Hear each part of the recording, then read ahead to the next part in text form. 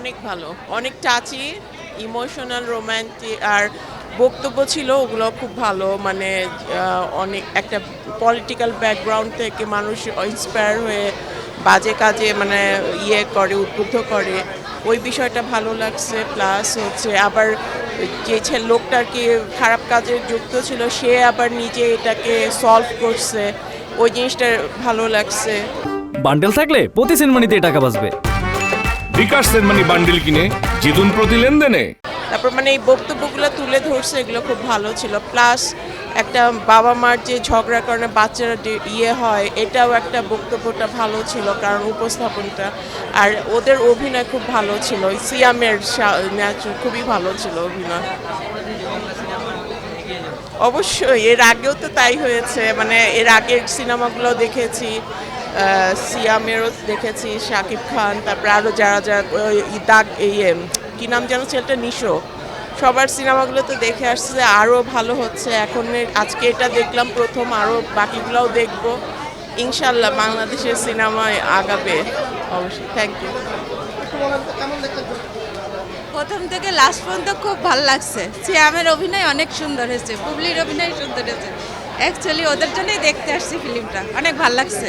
Thank you. জঙ্গলি মুভিটা দেখলাম, সিয়ামের অভিনয় এবং বাচ্চা যে মেয়েটার অভিনয় অসাধারণ ছিল। বাংলাদেশে যে বিভিন্ন ধরনের কাহিনী ভিত্তিক ছবি হচ্ছে, এই জন্য আমরা দর্শকরা খুবই হ্যাপি যে চিরচেনা গল্পের বাইরে গিয়ে নতুনত্ব যে নিয়ে আসছে, এবং এই ছবিটা ভিন্ন আঙ্গিকে তৈরি করা হয়েছে। পরিচালক এম রাহিম একটি বাবা এবং মেয়ের মধ্যে যে সম্পর্ক খুব সুন্দরভাবে ফুটিয়ে তুলেছে, এবং আমি কাঁদতেছিলাম শেষ মুহূর্তে, কান্না চলে এসেছিল। আমার মেয়ে আছে, ও কান্না করে দিয়েছে। তো আমি বলবো যে এই ধরনের ছবি আসলে আমরা নিয়মিত হলে আসবো, এবং আমি চাই যে বাংলা ছবির সুদিন ফিরে আসুক। ধন্যবাদ সবাইকে। আমার অনেক ভালো লাগছে, আমি লাস্টে কেন্দ্রে দিচ্ছি।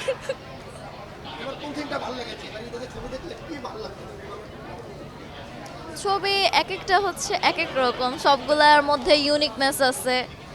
আগে যেমন মুভিগুলো সব একরকম হয়তো, এখন আর এরকম হয় না। এটা এটা ভালো লাগে। হ্যাঁ, ছবি দেখেছি, ভালো লেগেছে, অনেক ইমোশনাল ছিল এন্ডিংটা। না, এগুলো দেখা হয়নি, জঙ্গলি দেখে বের হলাম, ভালো ছিল স্টোরি। মুভিটা অনেক ভালো লাগছে।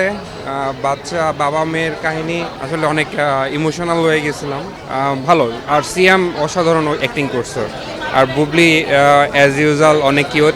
রেটিং যদি দেই তাহলে 7.5। খুব ভালো লাগছে মুভিটা, অসাধারণ ছিল।